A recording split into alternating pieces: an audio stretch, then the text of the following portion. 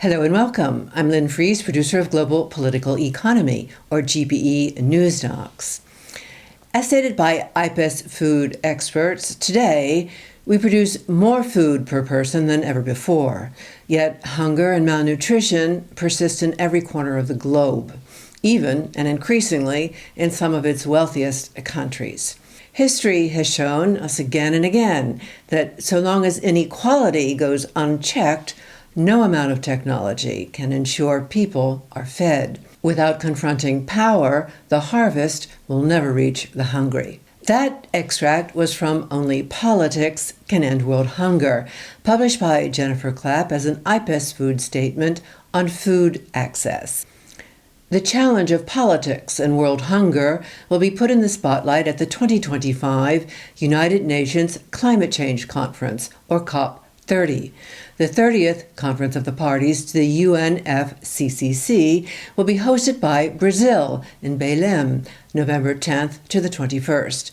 Under the leadership of Brazil, addressing food systems is a key pillar of the action agenda at COP30.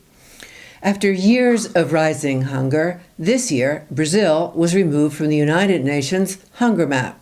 This made official by the UN in July with the publication of the UN 2025 report, The State of Food Security and Nutrition in the World. In their commentary, Brazil Beats Hunger, IPES-Food experts Raj Patel and Elisabetta Racine say Brazil's success in ending hunger is sending a timely message to world leaders that tackling hunger, inequality, and the climate crisis together is achievable and replicable. So why and how did Brazil end hunger? To explore these questions, this segment presents key takeaways from that Brazil Beats Hunger commentary and from Raj Patel's op-ed, No Beef Here, Brazil Beat Hunger the Right Way, as well as the GPEnewsdocs clip on Brazil's food system with guest Raj Patel. Raj Patel is research professor at the University of Texas at Austin. His books include Stuffed and Starved, The Hidden Battle for the World Food System. Elisabetta Racine is president of CONSEA, the Brazilian National Food and Nutrition Security Council. Comprised of civil society and government representatives, this council advises the Lula government on its hunger policy. CONSEA was made a cornerstone of Lula's flagship Zero Hunger program in 2003, dismantled by Bolsonaro in 2019, and reinstated by Lula in 2023. In their Brazil Beats Hunger commentary, Patel and Racine state, Brazil's incredible success shows no one needs to go hungry, that hunger is a choice. Ending hunger isn't some technological puzzle. What works is backing family farmers over agribusiness, investing in school meals, public programs, and access to food. These aren't utopian ideals, they're proven tools. The only question is, will other governments act with the same courage? In his op-ed, No Beef Here, Brazil Beat Hunger the Right Way, Patel explains Brazil's food system is one of contradictions. As the world's largest exporter of beef and soybeans, it remains under the thumb of agribusiness. Globally, agriculture is responsible for a third of human-sourced global emissions. And in Brazil, those interests are driving the destruction of the Amazon, fueling a climate crisis that's destabilizing trade and food supplies the world over. Yet Brazil has also returned to being a state that feeds its people with climate-smart social policies, creating a national food system few have been able to achieve. While agribusiness drives 80% of Amazon forest loss and pushes industrial monocultures vulnerable to pests and climate shocks, family farmers practice regenerative techniques that rebuild soil, sequester carbon, and preserve biodiversity. When returning to office in 2023, as Brazil's president, Lula made hunger eradication his top priority. He drew from a well-established playbook, one his previous administration had written. As noted at the Open, after years of rising hunger, in 2025, Brazil was removed from the United Nations Hunger Map.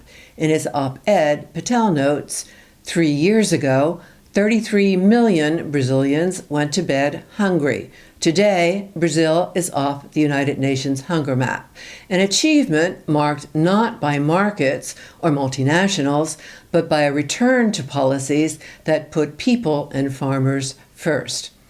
Patel goes on to say, in a perfectly democratic world, such policies would have been well established. This agenda was demanded by Brazil's small farmers, who constitute 77% of all Brazilian farmers and produce over 2/3 of the food consumed domestically. Yet they control just a quarter of the country's farmland and receive less than a fifth of public credit. Today, just 1% of Brazilian farms control nearly half the land. In 2023 to 2024, agribusiness received more than 4 times the public financing granted to smallholders, despite being the sector the most responsible for land concentration, emissions, and export-driven deforestation. As noted earlier, agribusiness drives 80% of Amazon forest loss. An intertwined dynamic where the exploitation of nature goes hand in hand with privileging of a few and marginalization of the many is not new. It's a centuries-old structure of power whose origins are visible in Belém. As gateway to the Amazon, the port city of Belém was founded by the Portuguese in order to secure the crown's control over the Amazon. Belém was the first European outpost for the colonial extraction of the rainforest resources. Today, Belém is a major hub within the nexus of the export-driven deforestation Patel just referred to. Brazil's agribusiness interests reap immense profits from these exports. Furthermore, agribusiness exports represent a massive share of Brazil's GDP and are crucial for Brazil's trade balance. This, under a world economic system valorizing export-led growth. Agribusiness' subsequent reputation as Brazil's engine of growth and the framing of its massive scale, efficiency, and technological innovation as mission critical for feeding the world has been shaped under decades of mainstream economic dominance over policymaking.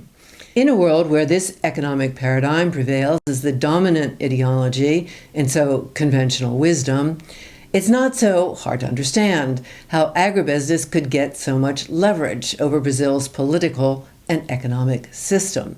For more background on Brazil's food system and on the ending of hunger in Brazil, I spoke to Raj Patel. Here's a clip from that briefing. Brazil ended hunger under the Lula administration in the 2010s by doing a range of pretty straightforward things. They made sure that the farmers who were growing food sustainably were supported in getting their food to market. They made sure that the supply chain was robust, and they made sure that farmers, if they were growing food agroecologically, that they were able to, to be able to get paid a premium of 30%. And they made sure that families were able to have access not just to this food, but to income they needed in order to be able to survive. All of these programs, Bolsa Familia, Fome Zero, and this new sort of Agricultural Purchasing Act, all of these are tried and tested ways of being able to make sure that hunger goes away. Under the Bolsonaro administration, which is much tighter with agribusiness than Lula was, the Bolsonaro administration gave up on the hunger programs, and predictably, hunger went back up again. When Bolsonaro lost the election, Lula returned those policies that had been proven to work back again. And what does this show? Well, it shows, first of all, that you have a Brazil with 2 different food systems in it, an industrial agricultural one and a more sustainable family farm one. But you also show that the power of of industrial agriculture is so powerful that it's able to make hunger come back again. That's how powerful they are. And you can see that under the Lula administration, ending hunger isn't rocket science. You can end hunger like that if you choose these policies. And I think that's the lesson here, that after a great deal of, we've seen sort of myth-making around the world about, well, we need technology to end hunger. We need, genetically modified this, that, and the other. And in fact, here's a very straightforward case study with a country that has genetically modified soy everywhere. Do genetically modified crops end hunger? Of course they don't. Because the problem was never that the crop was genetically modified or not. It's that the people who sell genetic modification are too powerful. And when you give them power and they seize yet more power, hunger goes up. So in a way, Brazil is the perfect example for people who believe that technological fixes are the way to end hunger. Well, look, this is what happens when you give the people who are in charge of those technological fixes, who make money from those technological fixes, when you give them the reins in a country where hunger has been going down, hunger goes back up again.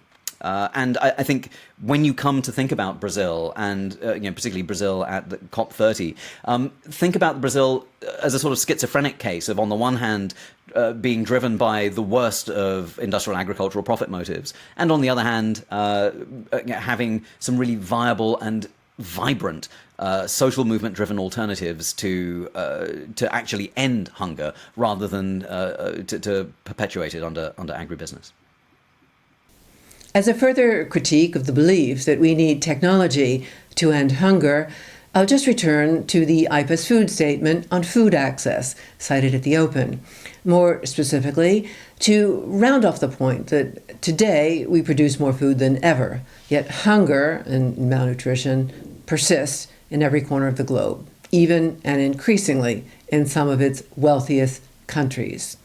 In this IPES-Food statement, Jennifer Clapp then goes on to point out the urgency of the hunger crisis has prompted 150 Nobel and World Food Prize laureates to call for moonshot technological innovations to boost food production. However, they largely ignored hunger's root causes and the need to confront powerful actors and make courageous political choices. To focus almost exclusively on promoting agricultural technologies to ramp up food production would be to repeat the mistakes of the past. The Green Revolution of the 1960s brought impressive advances in crop yields, but it failed to eliminate hunger because it didn't address inequality. Take Iowa, home to some of the most industrialized food production on the planet. Amid its high-tech corn and soy farms, 11% of the state's population and 1 in 6 of its children struggle to access food. The world already produces more than enough food to feed everyone, yet it's shamefully misallocated. Selling food to poor people at affordable prices simply isn't as profitable for giant food corporations.